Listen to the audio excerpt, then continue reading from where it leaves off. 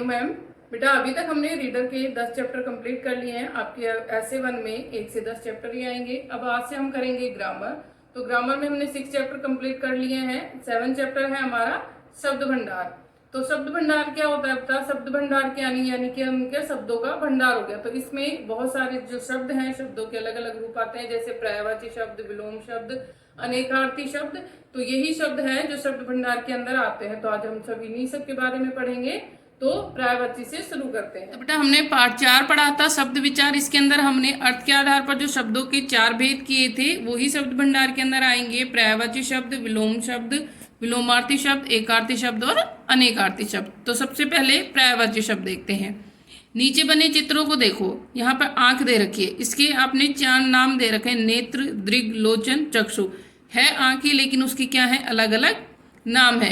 इसी प्रकार से यहाँ पर जो कमल का फूल दे रखा है, इसके नाम पद्म, सरोज, नीरज, पंकज। तो पहले चित्र में आंख शब्द के 4 अन्य समानार्थी शब्द हो गए, जैसे नेत्र, चक्षु, लोचन और दृग। और दूसरे में कमल के समानार्थी यानी उसके समान ही अर्थ देने वाले होते हैं, वो शब्द समानार्थी कहलाते हैं। तो ये समानार्थी शब्द क्या होते हैं? पर्यायवाची शब्द कहलाते हैं। यानी शब्द वही है लेकिन उसके नाम अलग अलग रख दिए।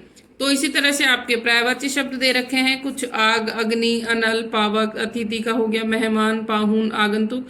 या तो पर्यायवाची शब्द का मतलब आप समझ गए कि पर्यायवाची शब्द में क्या होगा आपका, कि ऐसे शब्द जो एक समान अर्थ रखते हैं, समान शब्द का अर्थ रखते हैं, वो कहलाते हैं आपके पर्यायवाची शब्द। आगे आपके विपरीतार्थी या विलोम शब्द, यानी विपरीतार्थ यानी विपरीत अर्थ रखने वाले, जिनको हम विलोम शब्द भी कहते हैं। तो नीचे बने चित्रों को देखो, एक ऊंचा है, दूसरा नीचा है।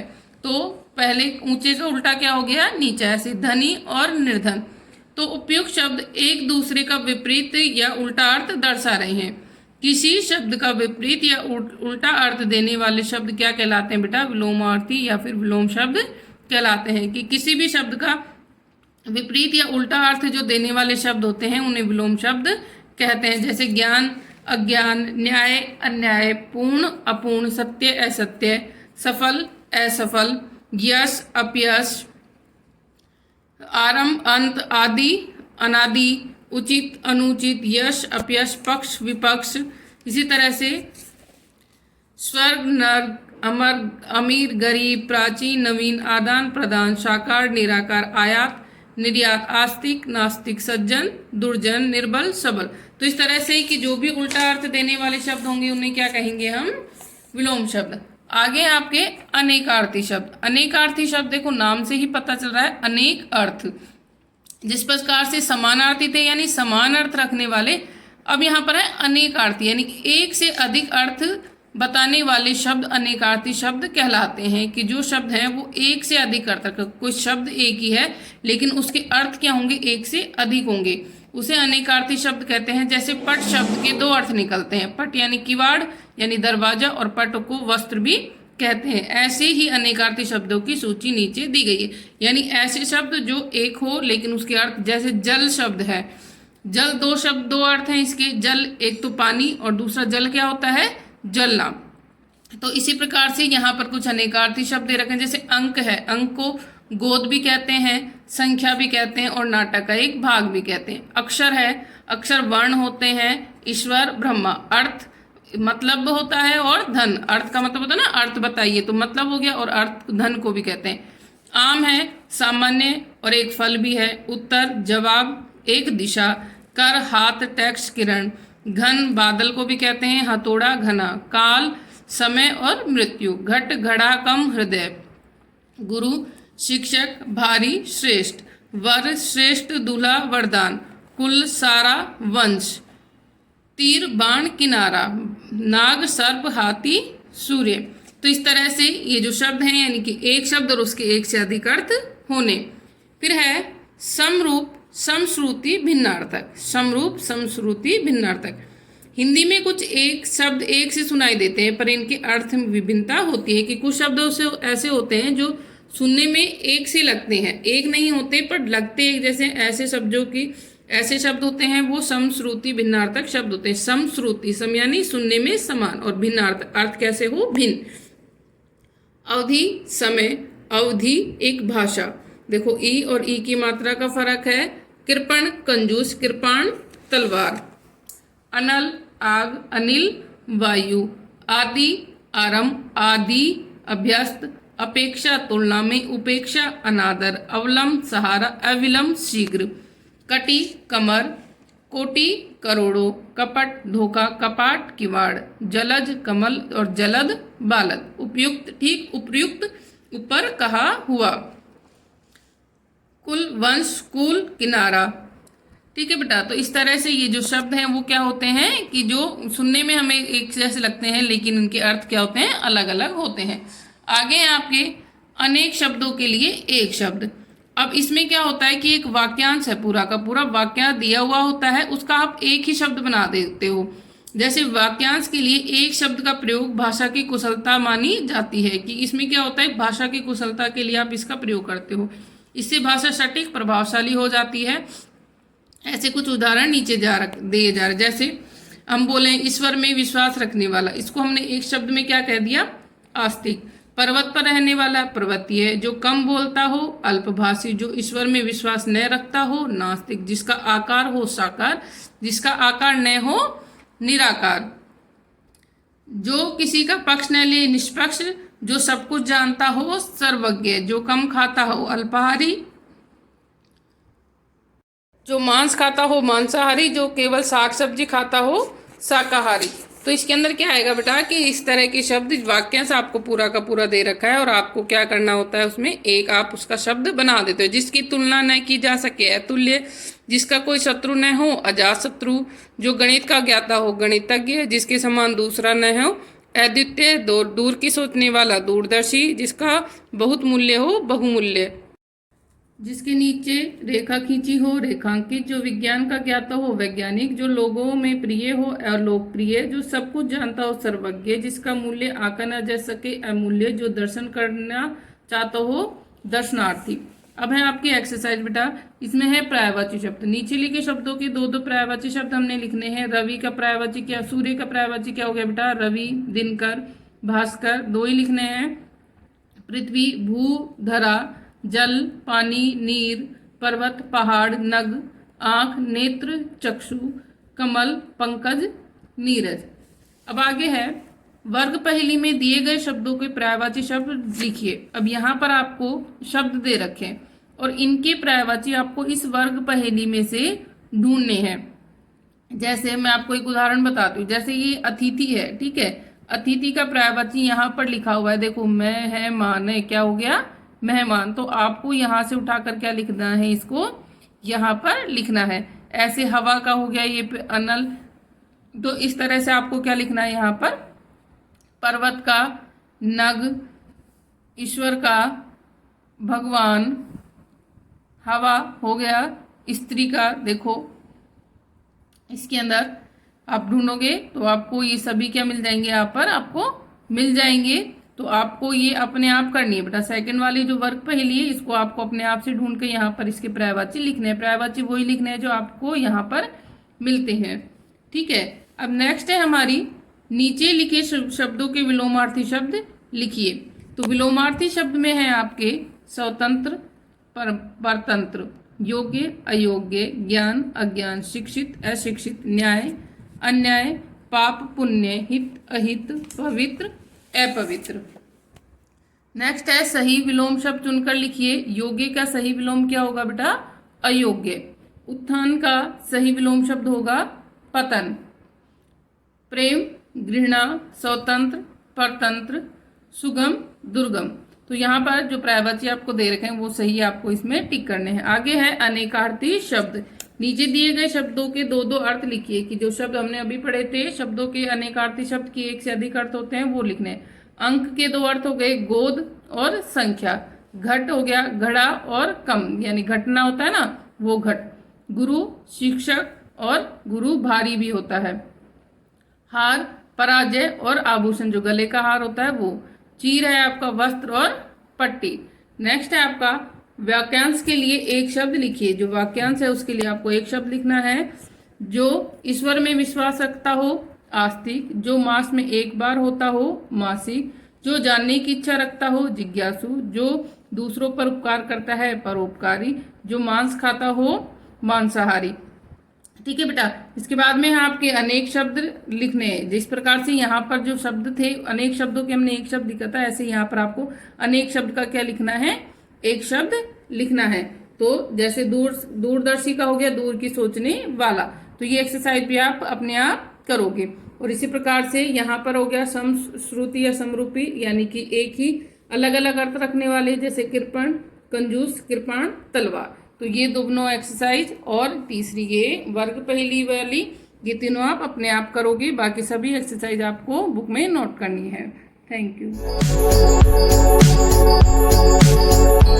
Morning students, I Neetu Yadav welcome all students in our YouTube channel of online classes.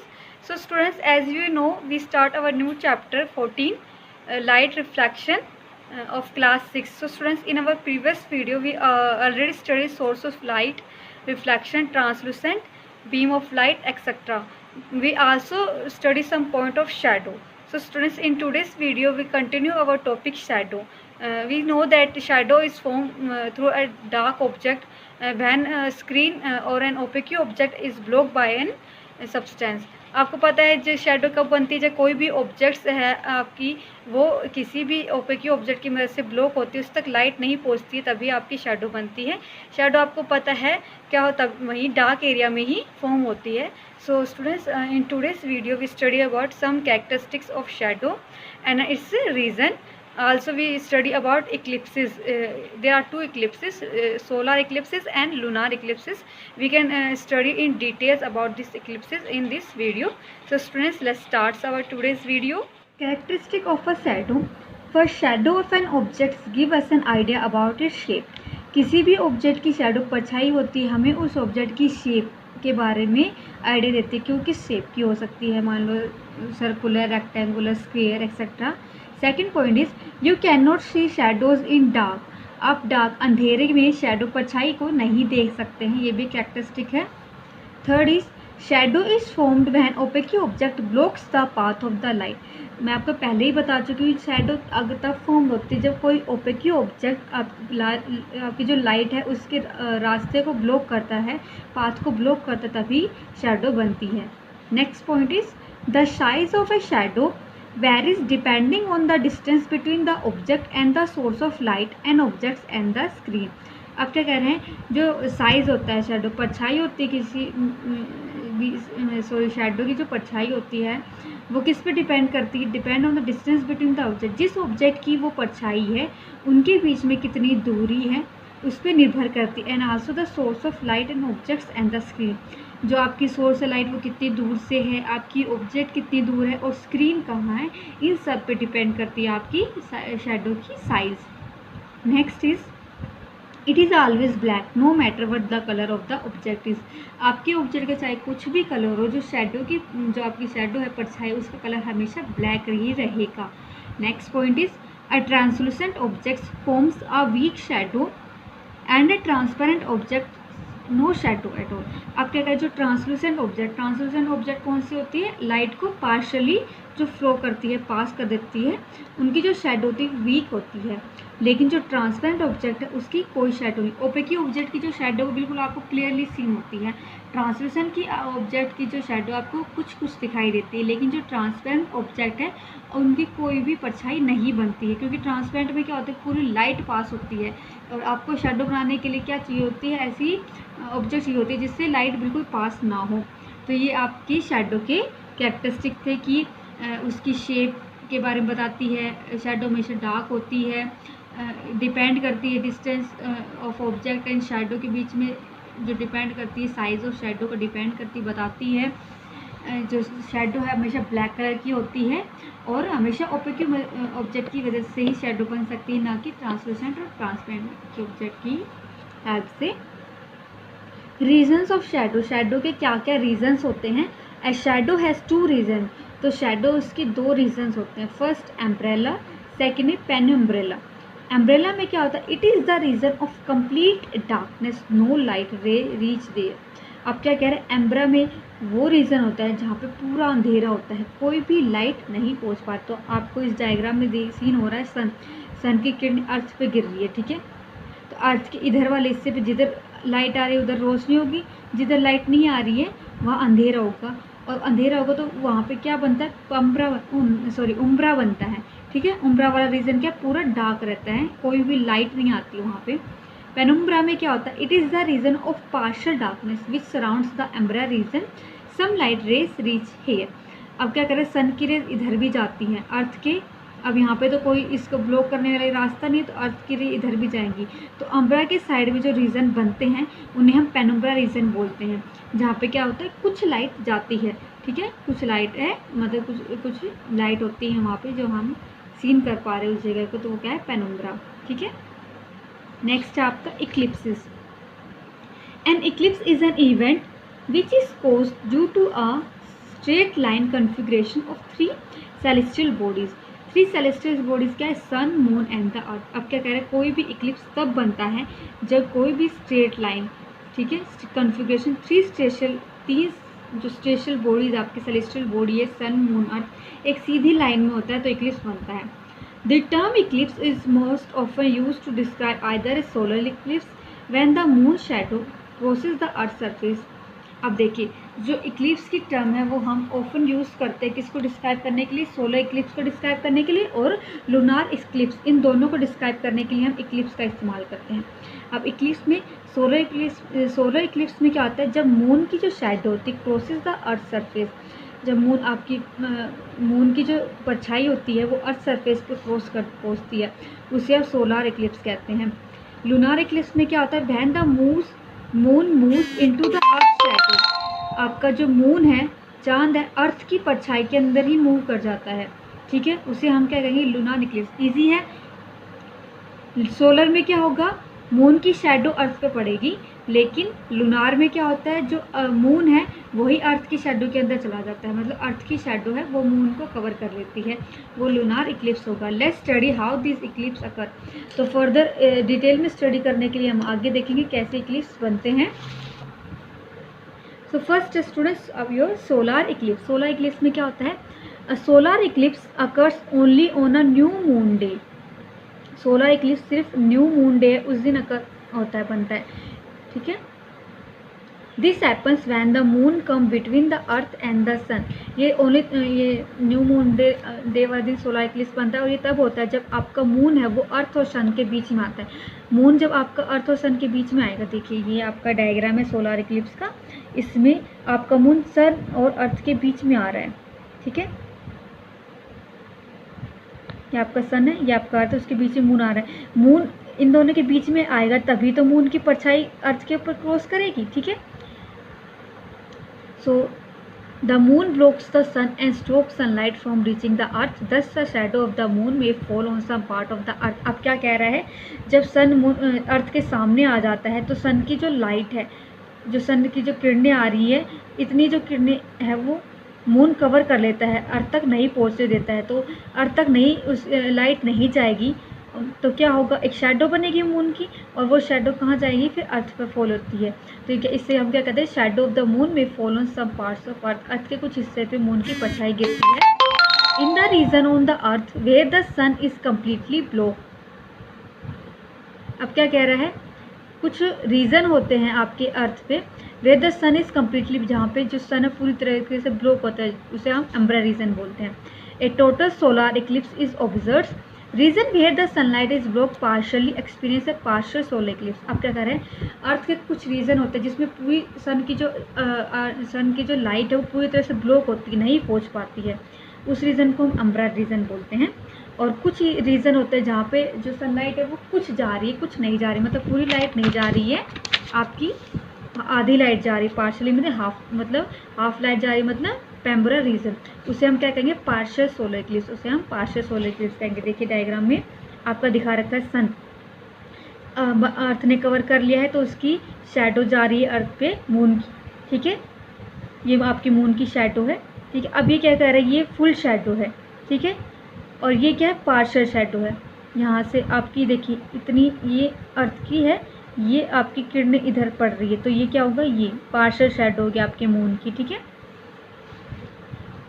Next है आपका lunar Eclipse. A lunar eclipse can occur only on a full moon day. This happens when the earth comes between the sun and the moon during their motion and the shadow of the earth falls on the moon. Lunar Eclipse क्या है, वो बिल्कुल उसका solar Eclipse का उल्टा हो जाएगा। इसमें क्या होगा, लूनार इक्लिप्स में जो आपका अर्थ है वो सन और मून के बीच में आ जाता है। जब अर्थ आपके सन और मून के बीच में आता है तो क्या होगा, लूनार इक्लिप्स बनेगा। क्यों? क्योंकि जब आपका अर्थ बीच में आ जाए तो अर्थ की जो परछाई है वो मून पर गिरती है, ठीक है, और मून को पूरी तरीके से कवर कर लेती है अपने शैडो के साथ। तो हम ये बोल सकते हैं lunar Eclipse occurs on a full moon day. जिस दिन पूरा चांद होता है उस दिन लूनार इक्लिप्स होता है। सोलर इक्लिप्स किस दिन होगा, न्यू मून डे के दिन, lunar Eclipse full moon day के दिन, और ये तब होगा जब आपकी अर्थ सन और मून के बीच में होती है।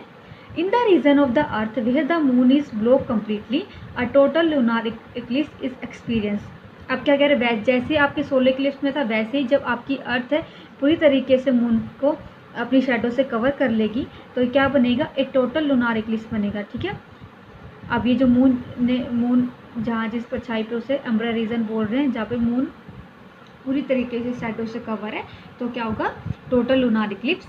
Whereas in the region where the moon is block partially a partial lunar eclipse is experience. अब क्या कह रहे हैं, अब देखिए यहाँ तक तो लाइट आई, अब सन की इधर आएगी, परछाई पड़ेगी, किरणें पड़ेंगी, तो ये जो रीजन है ये पार्शियल होगा, इस पर कुछ कुछ किरणें आ रही है आपके सन की, तो ये पार्शियल इक्लिप्स, पार्शियल क्या है, लाइट आ रही है, आधी लाइट आ रही है, तो पार्शियली क्या बनेगा, पेनुम्ब्रा रीजन होगा ये।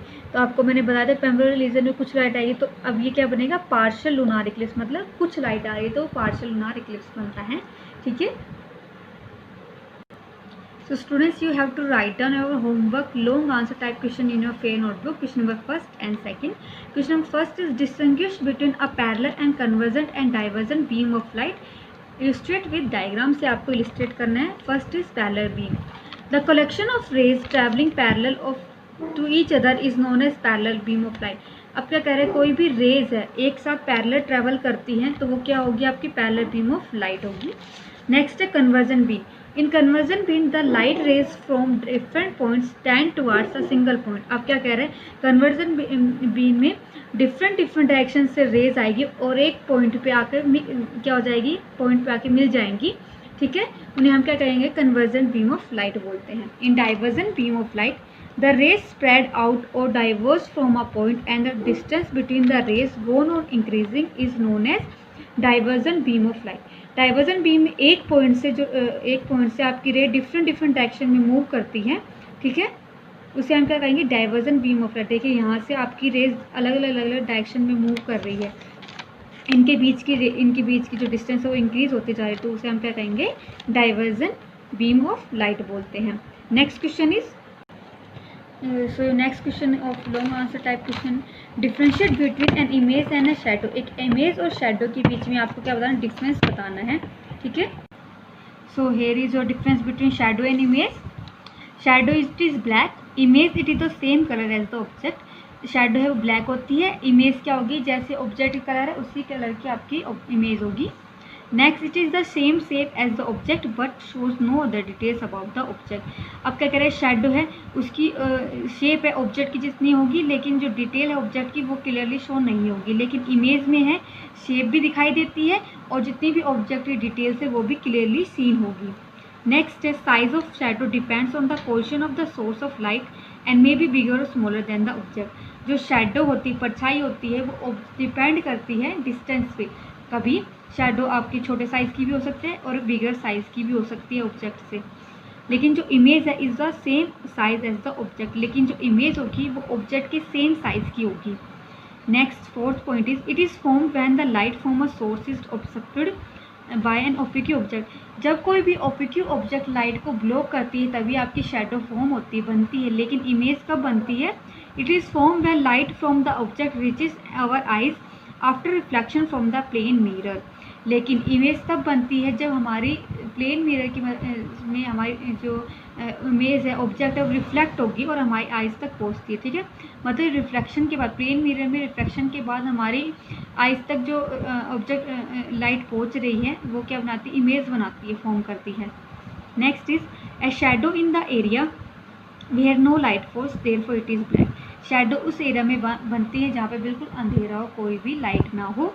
लेकिन इमेज कहाँ बनती है? Since light from the object actually falls on our eyes, you can see all the details of the object in the image. जब लाइट हमारी आंखों तक पहुँचती तभी हम उस ऑब्जेक्ट की जो डिटेल्स है वो क्लियरली सीन कर सकते हैं।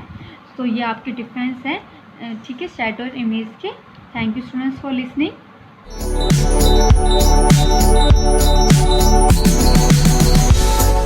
Class, so let's start our today's maths class. So in the previous class we did some questions of exercise 5.5 and here in today's class we completed our exercise and chapter number 5 also. So let's start our 8th question of exercise 5.5 that are Mr. Sharma bought 2 kg fruits. Mr. Sharma है उसने क्या करा है, खरीदा है 2 kg fruits. If 1:1/4 kg of them are eaten by his children.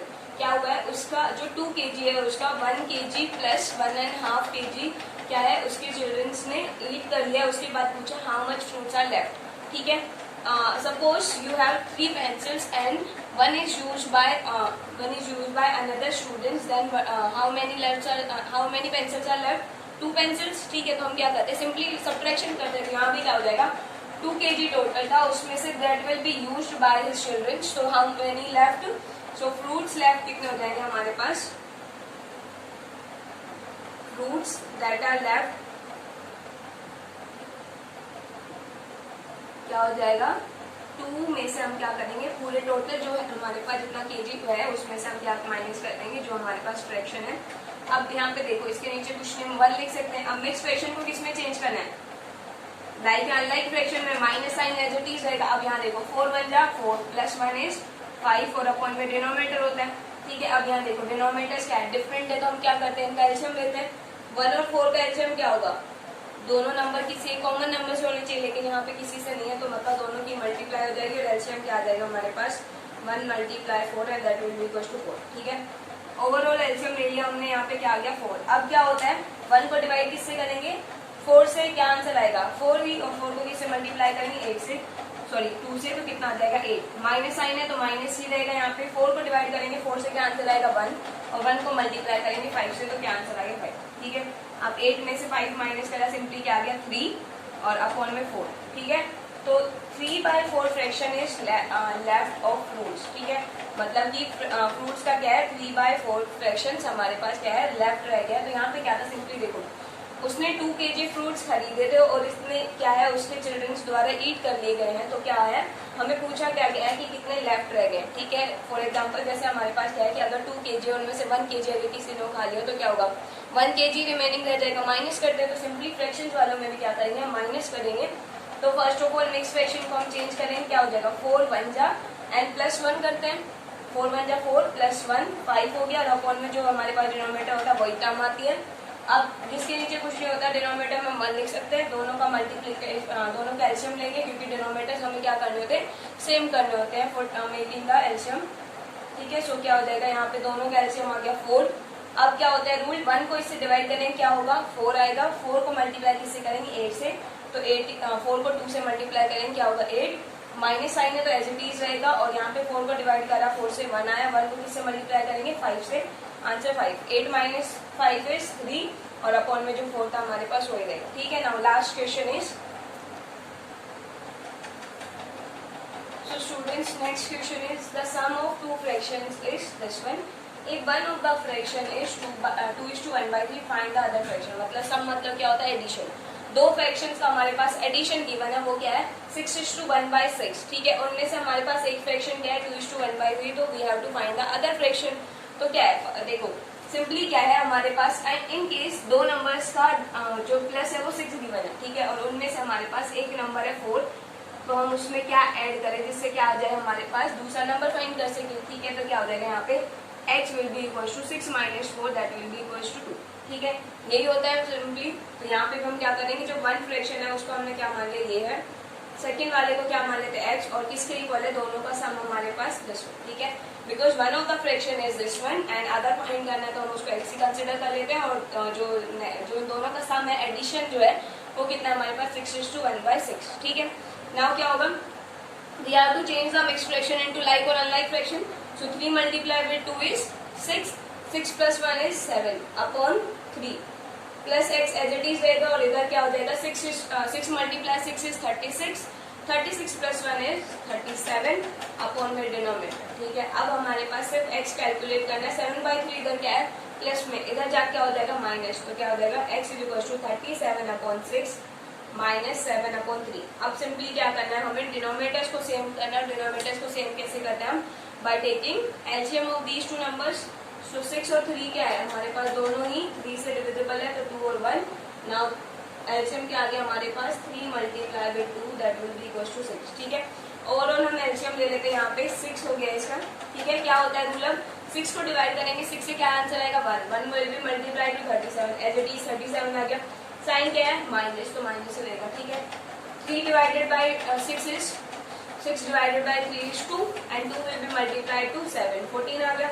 क्या answer आ गया अब हमारे पास, सिंपली 3 और 2 और अपॉन में 6, 23/6 that will be the fraction. ये कैंसिल आउट नहीं होता किसी भी सिंगल टर्म से, सो आंसर यही रहेगा। So 23/6 is the fraction, other fraction that will be add to the 2:1/3 fraction to give a sum of 6:1/6। मतलब कि हमारे पास 23/6 जो है वो नंबर वो है जो हम ऐड करेंगे किसमें, इस नंबर में, ताकि हमें सम क्या मिल जाए 6:1/6। ठीक है, so students that is about the exercise 5.1 5.5 and here we completed our chapter number 5 also. Now next chapter is, so students next chapter is your decimal numbers. So decimal क्या होता है हमारे पास, जो एक डॉटेड से जो होता है उसको क्या बोलते हैं, डेसिमल। तो यहाँ देखो फर्स्ट ऑफ ऑल इंट्रोडक्शन में एक डेसिमल नंबर, यहाँ से आपको डेफिनेशन लिखनी है और यहाँ तक। ठीक है, डेसिमल नंबर क्या होता है, is a number that contains a decimal point, जो कि क्या कंटेन करता है, डेसिमल पॉइंट, जो कि क्या है हमारे पास दिस डॉटेड डॉट जो है इसको क्या बोलते हैं हम, डेसिमल। ठीक है, डेसिमल नंबर हैज 2 पार्ट्स, इसके पास हमारे पास 2 पार्ट है। फर्स्ट वन जो हमारे पास डॉट से पहले है लेफ्ट में जो है वो क्या है, वोल नंबर पार्ट्स है, और जो इसके राइट में वो क्या है, डेसिमल पार्ट, और this point is decimal point. ठीक है, तो इसको अगर हमें रीड करना है 65 पॉइंट, और उसके बाद जो टर्म्स होती है, जो भी नंबर होते हैं उनको हम सिंगल सिंगल काउंट करते हैं। यहाँ पे अब 372 नहीं बोलेंगे, 372 नहीं प्रोनाउंस करेंगे, उसको क्या बोलेंगे 3, 7 and 2। ठीक है, तो क्या होगा इसकी पूरी प्रोनाउंसिएशन 65.37 and 2। ठीक है, now next is decimal fraction, जो है हमारे पास यहाँ से आपको और यहाँ तक लिखना है इसकी। First of all decimal fraction क्या होता है, जिसमें हमारे पास फ्रैक्शन जिसका डिनोमिनेटर क्या होता है, हॉरिजॉन्टल लाइन के नीचे वाली टर्म्स, उसमें क्या दिखे 10, 100, 1000, 10,000 ऐसे टर्म्स दिखे, तो वो क्या है हमारे पास डेसिमल फ्रैक्शन है। ठीक है, अब हम राइट कैसे करते हैं, अगर हमारे पास डिनोमिनेटर क्या हो 10, ठीक है, डिनोमिनेटर क्या हो 10, ये डेफिनेशन भी आपको राइट करनी है 6 चैप्टर में 6.1 से पहले। सो 10 है अगर हमारे पास नीचे किसी भी डेसिमल के, तो हम क्या करेंगे, सिंपली राइट साइड से उस डिजिट के, जैसे हमारे पास 467 है, यहाँ पे नीचे क्या है 10, तो राइट साइड से एक डिजिट के बाद हम क्या लगा देते हैं, पॉइंट। राइट साइड कौन सी है हमारे पास, यहाँ से, लेफ्ट होती है यहाँ से। ठीक है, तो राइट साइड में हम क्या करेंगे, एक 0 है तो एक डिजिट के पहले हम क्या कर देते, पॉइंट लगा देते। ये क्या होता है हमारे पास 10 के लिए। In case we have if denominator is 100, अगर 100 हो डिनोमिनेटर तो क्या हो जाएगा टर्म, तो हमारे पास क्या हो जाएगा, हम क्या करेंगे, राइट में 2 टर्म्स के पहले हम क्या लगाएंगे, पॉइंट। जैसे 578 है तो 4 पॉइंट्स, तो क्या होगा हमारे पास 2 पॉइंट्स, राइट में 2 पॉइंट से पहले हम क्या करेंगे, यहाँ पे डेसिमल लगाएंगे। लेकिन यहाँ पे देखो अब यहाँ पे 2 टर्म्स है ही नहीं, तो हम क्या करेंगे, इसके आगे हम 0 0 बना सकते हैं। ठीक है, अब 2 टर्म्स क्या हो गए हमारे पास 0 3, तो इससे पहले हम क्या लगाएंगे, डेसिमल, और ये हो जाएगा। ठीक है, जैसे 43 है, इसमें 3 टर्म्स हमें पहले करनी होगी, तो 0 इसके आगे लगा देते हैं, तो 0.43 हो गया। ठीक है, अगर डिनोमिनेटर 100 हो तो इस केस में क्या हो जाएगा हमारे पास 1000 हो, तो इसमें क्या हो जाएगा, 3 पॉइंट से पहले हमारे पास क्या हो जाएगा, राइट में 3 पॉइंट्स के पहले हम क्या लगाएंगे, decimal.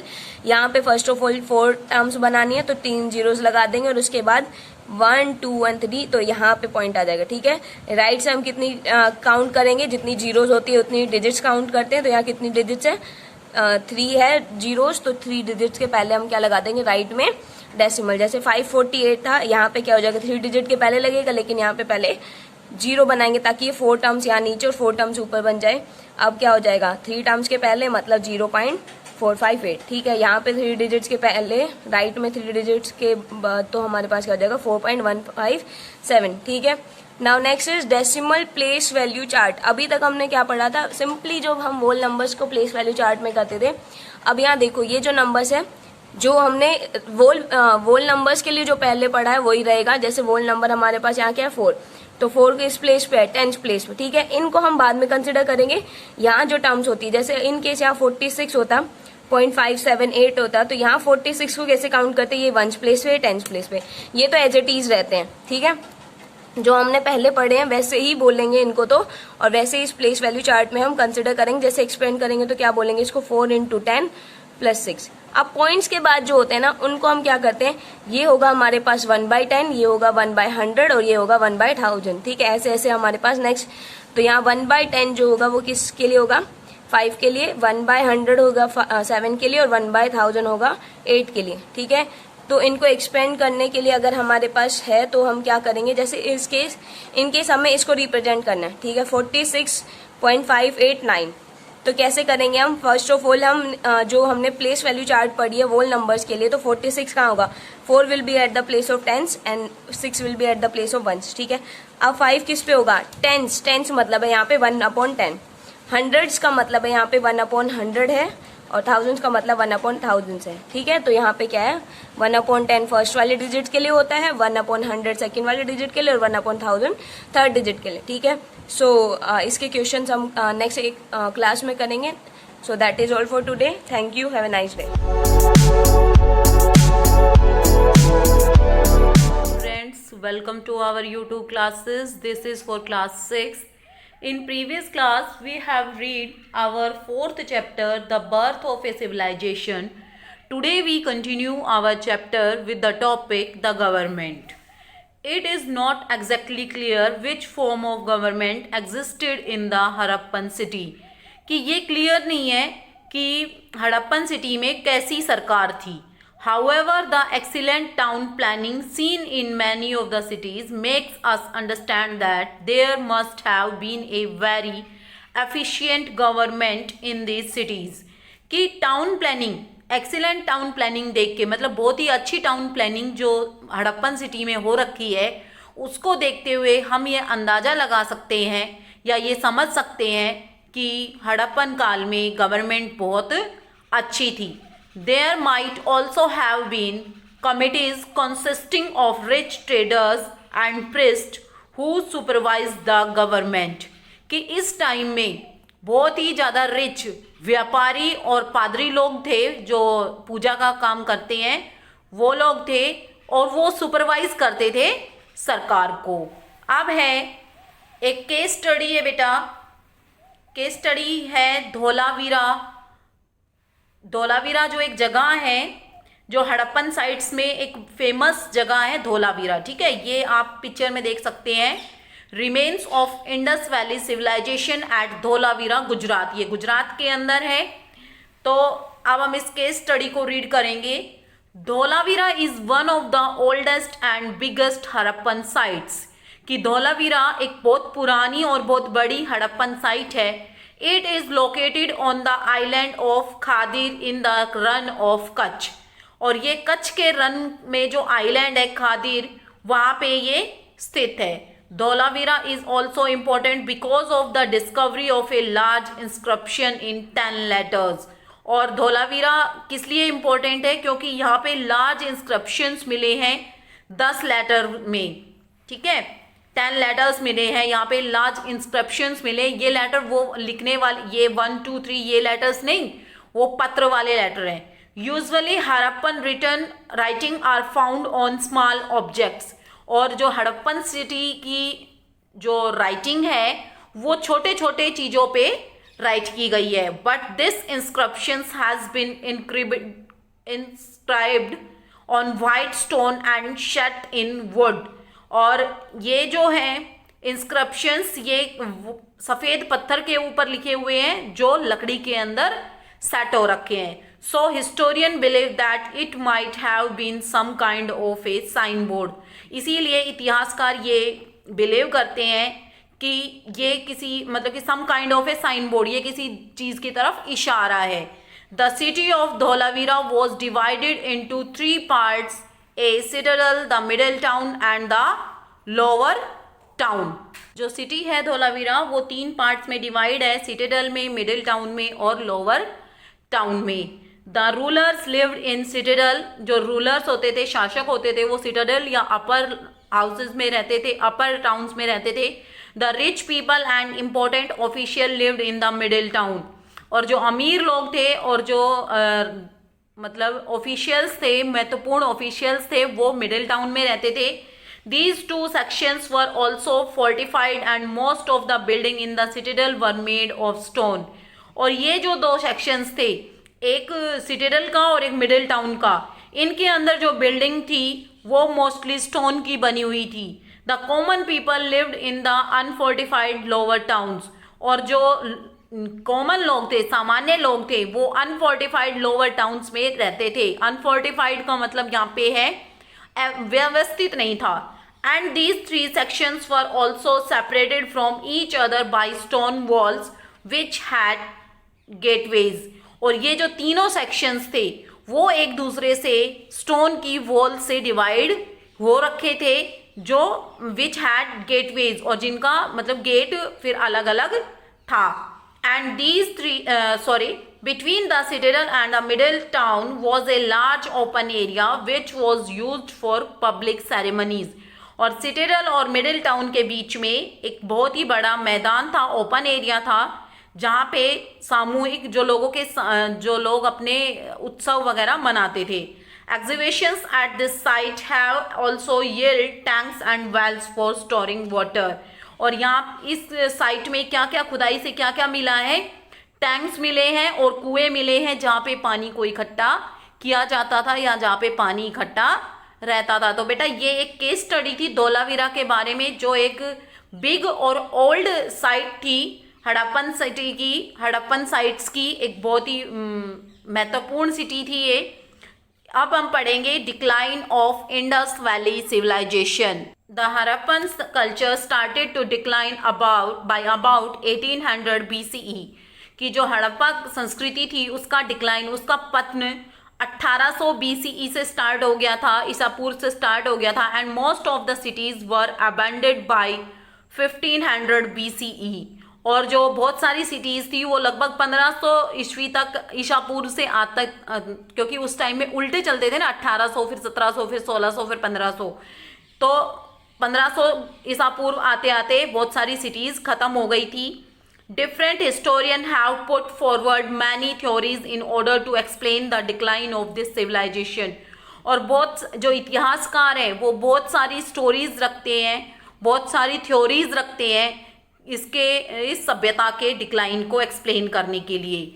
Out of the many the theories of natural calamities is a prominent one, और जो इन थ्योरीज में से जो प्राकृतिक आपदाएं हैं वो एक महत्वपूर्ण है। This theory argue that the Harappan cities were destroyed because of natural calamities were earthquake and floods, और इन थ्योरी में ये कहा गया है कि जो नेचुरल क्लैमिटीज हैं, जैसे अर्थक्वेक है, फ्लड्स है, इनके कारण ये सिटीज डिस्ट्रॉय हुई हैं। Many historian believe that the periodic flooding of the region made the inhabitant abandon the cities and move to safer areas, और ये भी इतिहासकार ये भी मानते हैं कि बाढ़ के टाइम पे इस जगह के जो भी लोग थे वो इन सिटीज़ को छोड़ के सेफ एरिया पे चले गए। The shifting of the course of the river Indus का अपने स्थान से परिवर्तन and deforestation have also been pointed out as a cause of the decline, as both these led to infertility of the soil, कि Indus river का अपने स्थान से मूव करना और डिफॉरेस्टेशन, वनों का अत्यधिक कटाव, ये भी पॉइंट है, ये भी कारण है डिक्लाइन के। और ये किस चीज़ को बढ़ावा देते हैं, जो भूमि है, जो मिट्टी है, उसकी उपजाऊ शक्ति को कम करने की, इस तरीके से यहाँ की उपजाऊ शक्ति कम हो गई थी तो लोग यहाँ से मूव कर गए थे।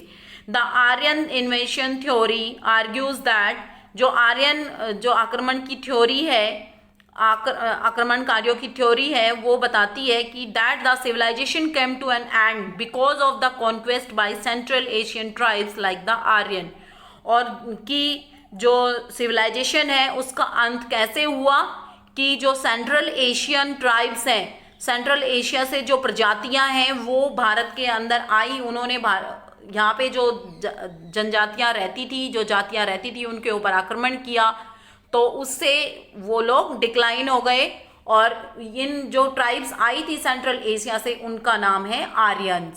सो students, we finish our 4th chapter the birth of a civilization in reading, and now we do the exercise of this chapter. Our one choose the correct option is remaining. Which tree was regarded scared by the Harappans? की जो tree है, हड़प्पन जो संस्कृति है वो किससे scared थे, sacred थे, तो क्या है, पीपल ट्री। ये बेटा मिसप्रिंट है तो आप लिख लेना PEEPAL, ठीक है। नीम ट्री भी नहीं है, एप्पल ट्री भी नहीं है, वो किसकी पूजा करते थे, पीपल ट्री की, मतलब कि किससे डर लगता था उनको, पीपल ट्री से, वो उसको पूज्य मानते थे और उससे उनको थोड़ा डर लगता था। अब हम करेंगे match the following. Great bath, Mohenjodaro, dancing girl, bronze statue, dockyard, dockyard को हम Lothal, citadel, mount and sign board, Dholavira. अभी हमने रीड किया था, मैं फिर से बता देती हूँ। Great bath, Mohenjodaro, dancing girl, bronze statue, dockyard, Lothal, citadel, mount and sign board, Dholavira. Now we do the true false. The existence of Harappan civilization was discovered by accident, कि हड़प्पन सिविलाइजेशन का उदय या खोज एक एक्सीडेंट था, एक घटना थी, तो this is true. The Harappan people lived in house made of burned brick, this is also true. The symbol of the Indus Valley script have been disappeared. True. Cats and dogs were domesticated in the Indus Valley civilization. This is false, because camel, goat, sheep, these are domesticated animals, and cat and dogs are pet animals. The drainage system of the Indus Valley civilization was so well planned that it could be compared with that of modern cities. This is also true. I hope students you understand the chapter and the exercise very well. Fill the exercise in your book. In next class we do our short and long question answer. Thank you. Have a nice day. Good morning students, welcome to our YouTube channel. This is for class 6. As you all know students, we are started with the topic email, and we discuss about the one email and format. Now we will start with the another question, and that question is, write an email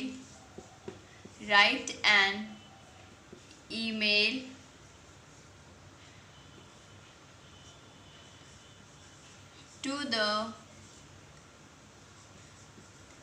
HR manager for rejecting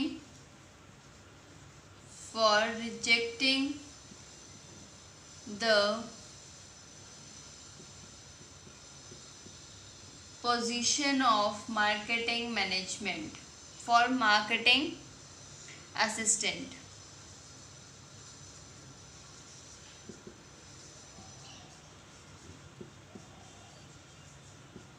so students, इस question में आपको क्या करना है, सबसे आपने question लिखा हुआ है कि आपको ईमेल लिखनी है कि आपको दूसरी इस कंपनी में आपको ये जॉब मार्केटिंग असिस्टेंट की जो जॉब मिली है उसके पोजीशन के लिए आपको रिजेक्ट करना है, रिजेक्शन करना है।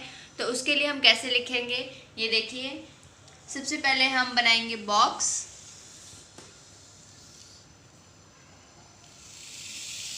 उसके बाद यहाँ लिखेंगे फ्रॉम, और फ्रॉम में आपकी ईमेल आईडी आ जाएगी। जो भी आपकी ईमेल आईडी है, आप अपने नाम से ईमेल आईडी बना सकते हैं, वो ईमेल आईडी यहाँ पे लिखेंगे आप। टू में आप जिसको ये लिख रहे हैं ईमेल, ये ईमेल उसकी ईमेल आईडी आ जाएगी यहाँ पे। आप किसी भी अपने फ्रेंड का नाम लिख सकते हैं। उसके बाद आ जाएगा सब्जेक्ट, और सब्जेक्ट में आप लिखेंगे rejection the position of marketing assistant. Assistant ये आप मैनेजर को लिख रहे हैं ना, तो रिजेक्शन के लिए लिख रहे हैं, तो इसमें आ जाएगा ईमेल फॉर रिजेक्शन। रिजेक्शन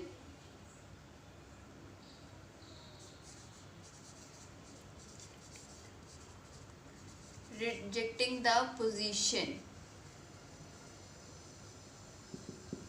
आप पोजीशन रिजेक्ट कर रहे हैं किसकी? मार्केटिंग असिस्टेंट की, तो इसके साथ आप लिख सकते हैं rejecting the position of marketing assistant. This is the subject. In next you are writing here, you are writing official, officially लिख रहे हैं तो आप इसमें लिखेंगे रिस्पेक्टेड सर और मैम, जो भी हैं respected.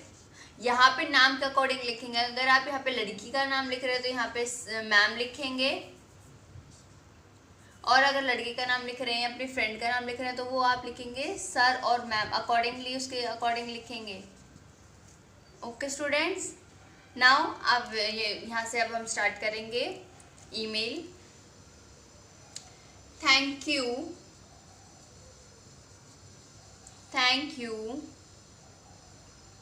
Very much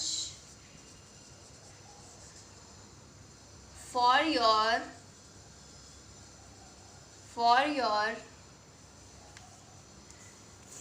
email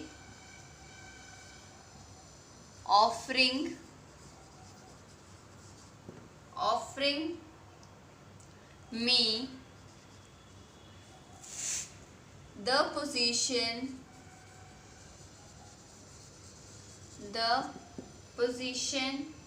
of marketing assistant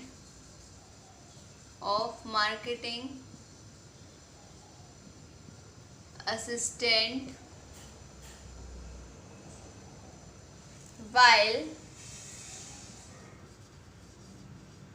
I appreciate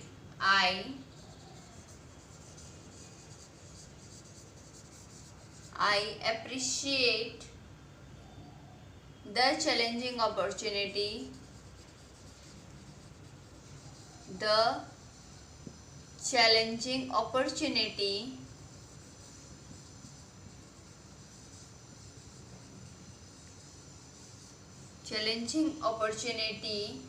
you offer. I have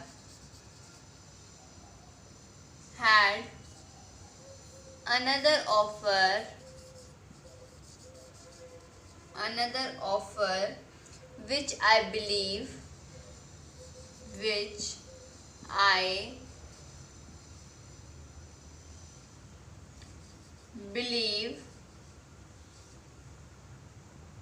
more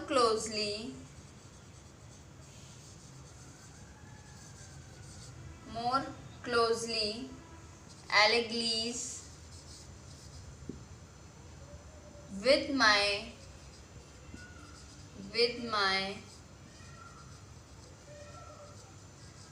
current career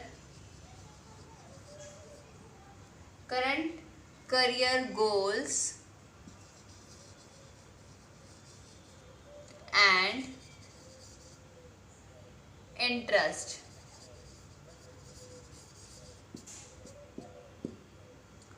Therefore,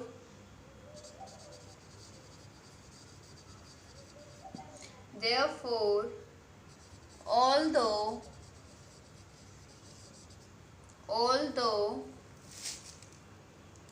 it was a difficult decision,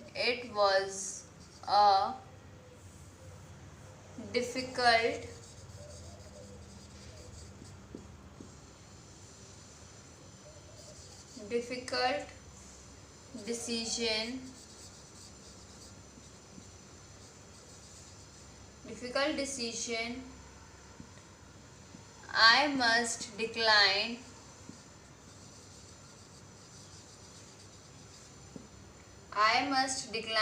your offer.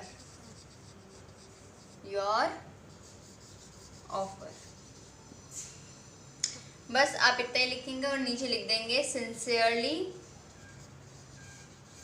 और अपना नाम. So students, this is the complete email which I have done for you.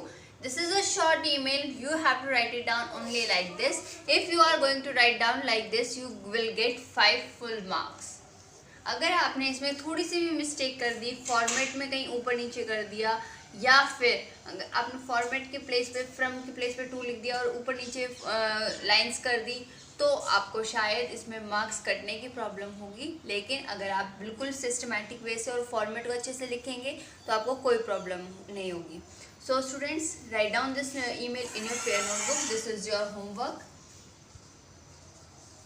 This is your work, and I will give you the another question how you are going to write the email for another thing. That is in the next I will tell you. Now students, I will give you a question which is in your book only on page number 195. This is the homework. Page number 195 पे आपके पास email का question है. Question number 1, your school organise, your school is taking you on a trip to Manali for a week.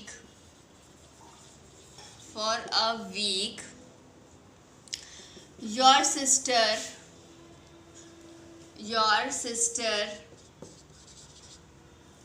has already been there. So write an email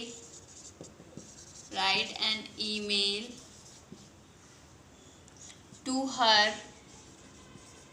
asking her about the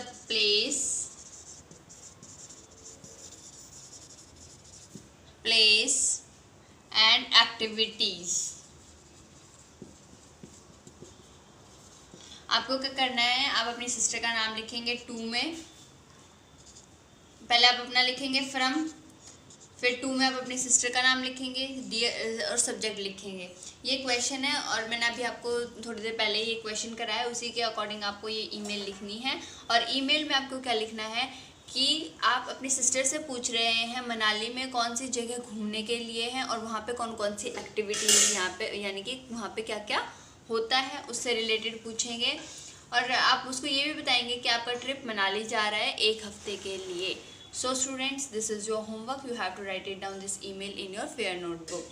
Thank you everyone. I hope you understand the format of email. Hello student. Today in GK class of class 6th, I discuss with you chapter number 3, waters, animals and some current affairs.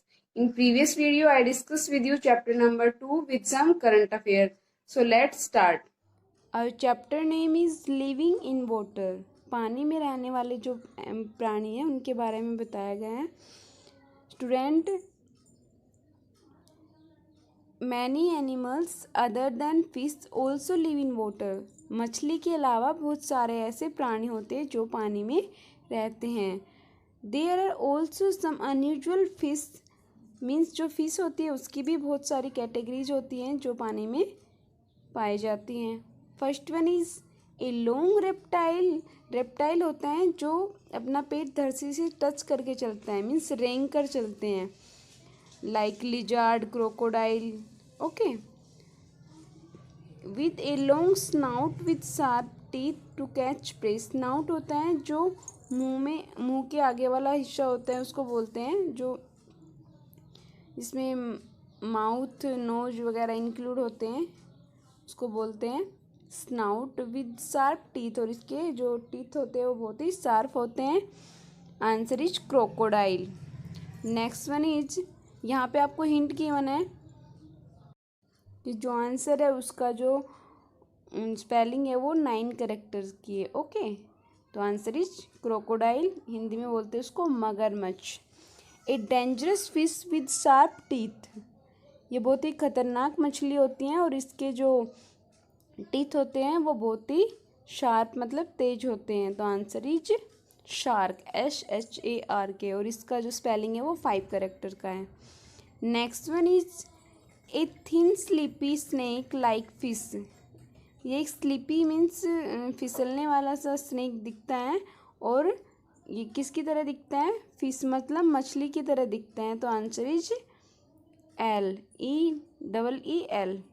तो इसका जो name है वो कितने character का है? 3 characters का। Okay, next one is a sea animals that gives birth to young one just like human to do.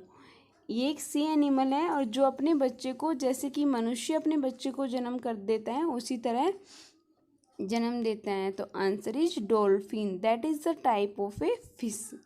Okay, तो इसका जो स्पेलिंग है वो 7 कैरेक्टर्स की है। Okay, next one is shape like a star. जो 5th है उसमें देखो कि जो शेप है उसकी किसकी जैसी है? स्टार की, और उसको बोलते क्या है? फिश। तो इस मीन्स उसका नेम हुआ स्टार फिश।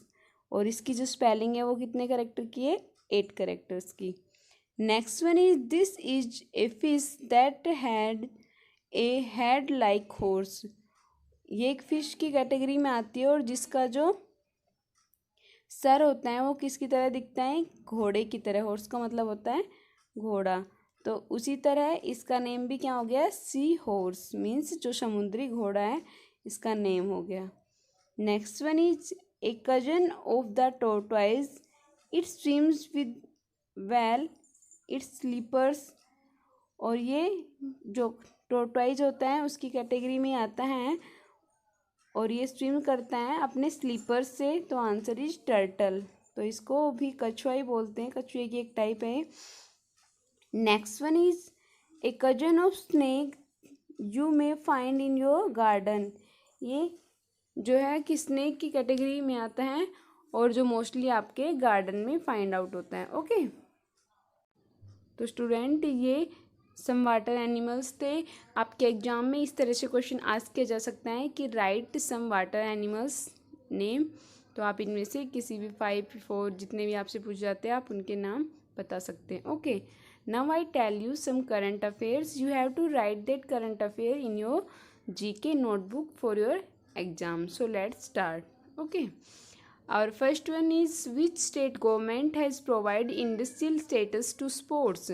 कौन से स्टेट की गवर्नमेंट ने प्रोवाइड किया है sports status? Mizoram. Next one is the Kalapani Lipu lake territorial dispute was in between India and which country. India और कौन से देश के बीच में? नेपाल के बीच में। What is India's rank in the Global Energy Transition Index published by the World Economic Forum for 2020? तो इसमें इंडिया की रैंक कौन सी है? 74th rank. Next one is which is the worst affected state in India regarding corona virus cases? That is Maharashtra. Student, corona virus is a very dangerous virus that is widely separate in India and other countries. Okay, तो student you have to stay home, be safe.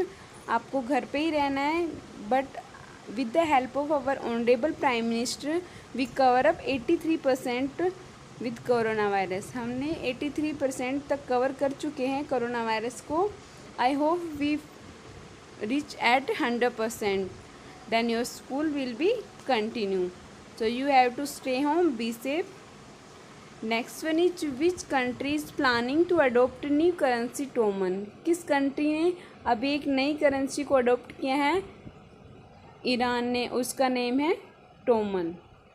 So student you have to learn all these current affairs and write in your GK notebook. Thank you, have a nice day.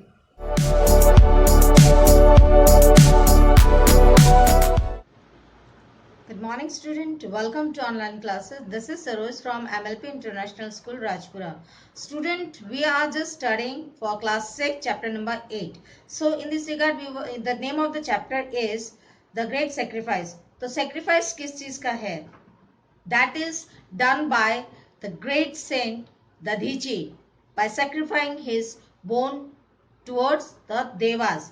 So in this story you read that Devraj who was defeated by Asura, and they just after that they went to Lord Brahma and they suggest that why don't you go to the great saint Dadichi. He will just he had just get the boon from the Lord Shiva, and his bones are stronger, and by that bones you will have to make a weapon, and then only the Asur can be killed. So in this regard we have just done this thing about this sacrifice of the Dadichi. So let us start. So student, we have done the short question of one word and one sentences and MCQs also.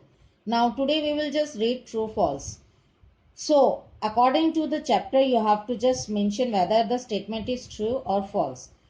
पहला देखिए, a selfish man is no better than an animal, यानी कि ये statement बिल्कुल true है, क्योंकि जो selfish man होता है वो जो है जानवर के बराबर ही होता है. Number 2, man is superior to all creature of God, कि जो इंसान जो है वो सबसे ज़्यादा सुपीरियर है जो जितने भी गॉड ने क्रिएचर्स बनाए हैं उनमें. तो ये स्टेटमेंट भी आपका ट्रू है. नंबर 3 देखिए, Dadichi's parents sent him to good school for education. ये स्टेटमेंट जो है गलत है, क्योंकि ददीची के पेरेंट्स ने उनको अच्छे स्कूल में नहीं बल्कि कहाँ भेजा था, गुरुकुल में, क्योंकि in the ancient days there were no schools like these days. आज के जमाने के जैसे स्कूल होते हैं वैसे नहीं थे, तो पुराने जमाने में गुरुकुल हुआ करते थे. तो ददीची के पेरेंट्स ने उनको स्कूल में नहीं बल्कि गुरुकुल में भेजा था. Lord Vishnu was the king of God, तो यहाँ पे ये स्टेटमेंट भी आपका फॉल्स आएगा, क्योंकि लॉर्ड विष्णु की नहीं बल्कि Lord Indira was the king of God. Indra था देवताओं का राजा, ना कि भगवान Vishnu. Number 5, Dadhichi was a self sacrificing gentle and kind person. ये स्टेटमेंट जो है बिल्कुल ट्रू है, क्योंकि दधीची जो है सेल्फ सैक्रिफाइसिंग था, जेंटल था और काइंड पर्सन भी था. Number 6, Dadhichi was not ready to help Indira. ये स्टेटमेंट्स फॉल्स है, because he had just justify the reason of arriving of Indira by his meditation. उसने अपनी दिव्य दृष्टि से देख लिया था इंद्र के आने का जो है क्या मकसद है. So he just tried to help him. तो ये स्टेटमेंट फॉल्स है, उसने जो है हेल्प की थी, ना कि ही वॉज रेडी. तो आप नंबर 7 देखिए, the devas fought hard and got back the throne of heaven again. देवताओं ने दोबारा से लड़ाई लड़ी और अपना सिंहासन वापस पाया. तो ये स्टेटमेंट भी आपकी ट्रू है. अब देखिए, fill in the blanks using suitable word from the lesson. अब जो ये फिल इन द ब्लैंक्स है, इनमें आपको लेसन के जो है सुटेबल वर्ड्स यहाँ पे फिट करने हैं. तो पहला देखिए, compassion is the most valuable ornament of man. Compassion जो है वो जो है सबसे ज़्यादा कीमती और जो है उचित जो है गहना है इंसान का. नंबर 2 देखिए, gurukuls was the place where children went for education. Gurukuls जो है वो जगह थी जहाँ पे बच्चे जो है अपनी एजुकेशन पाने के लिए भेजे जाते थे. Guruji was rejoice to hear these word. Guruji ये वर्ड सुनकर खुश हुए. अब नंबर 4 देखिए, Vritrasura was a volunteer devil. जो वो है बत्रासुर जो था वो बिल्कुल ही वॉयलेंट और बहुत ही जो है खतरनाक किस्म का राक्षस था. नंबर 5 देखिए, Dadhichi closed his eyes and sat in meditation. यानी कि दधीची ने अपनी आंखें बंद करके मेडिटेशन यानी कि ध्यान मग्न हो गया. Number 6, a powerful weapon was made by using the bones of Dadichi's body. तो पावरफुल जो है वेपन बनाया गया था ददीची की जो है बोन्स लेकर उसकी बॉडी से। नंबर 7 देखिए, with the help of this weapon devas defeated the asuras. और इस वेपन के जो ददीची की बोन से बनाए हुए वेपन की हेल्प से देवताओं ने असुरों को हरा दिया था। Now choose the correct words and complete the sentences. यहाँ पे दो ऑप्शन दिए हुए हैं आपको वर्ड्स के, उनको जो है उनमें से जो है अकॉर्डिंग टू द चैप्टर आपको करेक्ट जो है वर्ड यूज करना है। नंबर फर्स्ट देखिए, compassion is the highest form of religion. तो यहाँ पे ये इसका करेक्ट ऑप्शन रिलीजन आएगा। नंबर सेकंड देखिए, a selfless and selfish man is no better than an animal. तो यहाँ पे सेल्फलेस नहीं सेल्फिश आएगा। नंबर 3 देखिए, गुरुजी द चीफ काफ। तो यहाँ पे चीफ आएगा काफ की जगह of the Gurukul was the learn and experienced scholar. तो जो है गुरुजी जो है वो सबसे ज्यादा चीफ थे गुरुकुल के, और वो एक बहुत ही ज्यादा लर्न और एक्सपीरियंस ये थे स्कॉलर थे। नंबर 4 देखिए, this time the boy kept quiet and quite. तो यहाँ पे द बॉय केप्ट क्वाइट यानी कि चुप। तो यहाँ पे इसका सही है QUIET quiet. This is the correct option. Number 5 देखिए, if you have strength protect the weak. Weak नहीं वीक, कमजोर हफ्ता नहीं। And first fight the weak people. और जो है कमजोरों की मदद करो। ए बैटल यहाँ पे ब्रोक। तो ये यहाँ पे a battle broke out between the devas and the asuras. तो right option is BROK broke. Number 7 देखिए, द देवास गॉट बैक। ये है throne and throne of heaven again. तो थ्रॉन यानी कि ये वर्ड एक्यूरेट है, तो ये ऑप्शन सही है। सो स्टूडेंट, आज के ये वीडियो यहीं तक। कल के वीडियो में हम नेक्स्ट एक्सरसाइजेस की करेंगे with question answer of this chapter. So student, the same as usual I just told about you in the previous video also कि आप इस वीडियो को लाइक कीजिए, शेयर कीजिए, सब्सक्राइब कीजिए और साथ ही साथ बेल आइकन पे क्लिक करना ना भूलें। Thank you, take care and bye.